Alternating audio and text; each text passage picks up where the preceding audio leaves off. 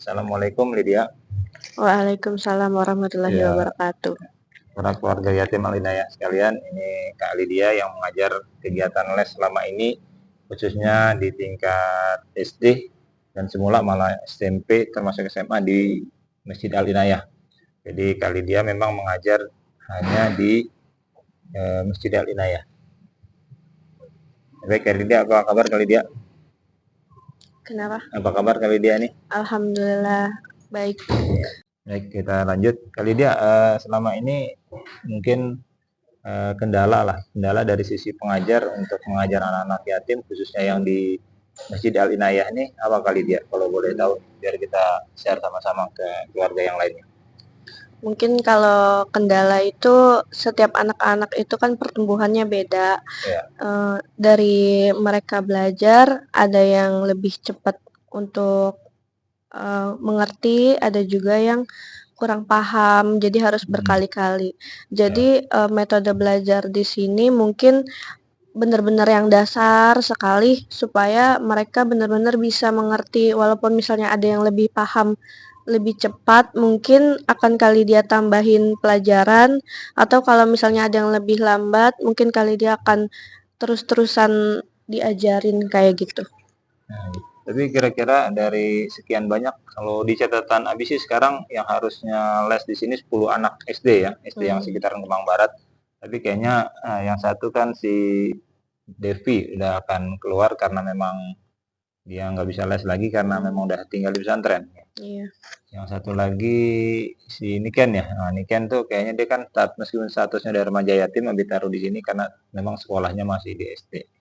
Gitu. Nah itu dari sekian banyak itu biasanya sebagian besarnya gitu kira-kira buat kali dia nih itu mereka bagus daya tangkapnya gitu, artinya mengerti apa yang diajarkan dan berkembang, atau sebaliknya atau biasa-biasa aja.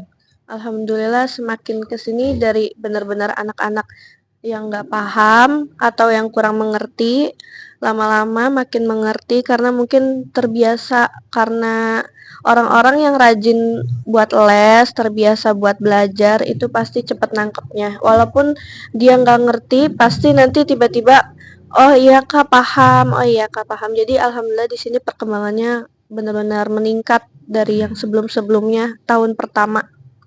Kalau sekarang kan mau masuk tahun kedua, jadi alhamdulillah benar-benar bagus-bagus anak-anaknya, daya tanggapnya benar-benar pintar-pintar semuanya, rajin-rajin juga lesnya. Untuk metode mengajarnya selama ini bagaimana caranya, secara teknis gitu yang diajarkan kali dia ke anak-anak? Apakah memulainya dengan latihan soal atau menjelaskan sebuah teori pengerjaan soal gitu? Coba bisa dijelaskan sedikit. Kalau pertama-tama kali dia mengajar itu jangan lupa untuk berdoa, doa belajar, kemudian ditambah lagi dengan catatan-catatan untuk melatih supaya mereka tuh ingat apa yang sedang dicatat. Jangan sampai kita bikin soal aja tapi anak-anaknya nggak tahu, karena catatan matematika itu banyak yang penting, rumus-rumusnya penting, dikasih contoh soal, baru dibikin pengerjaan soal. Mungkin nggak perlu banyak-banyak, walaupun sedikit tapi sering, karena kan seminggu 2 kali. Jadi soal mungkin 5, atau kalau misalnya terlalu mudah ditambahin jadi 7 gitu, nggak perlu banyak-banyak.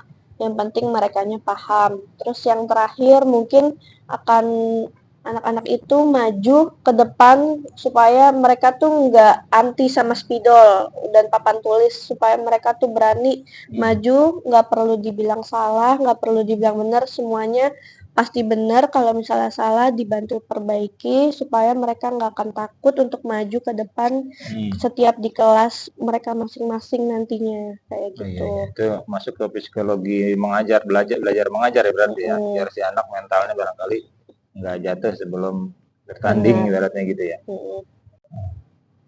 Untuk ini kan kelasnya beda-beda nih kali dia nih, ada yang kelas 1, kelas 2, kelas 3 dan sebagainya gitu ya. Ini kali dia mengajarkan sesuai tahapan mereka di kelas masing-masing, kan pelajarannya beda-beda tuh, kelas 1 dengan kelas 2 dengan kelas 3 gitu, atau dengan kelas 5, kelas 6.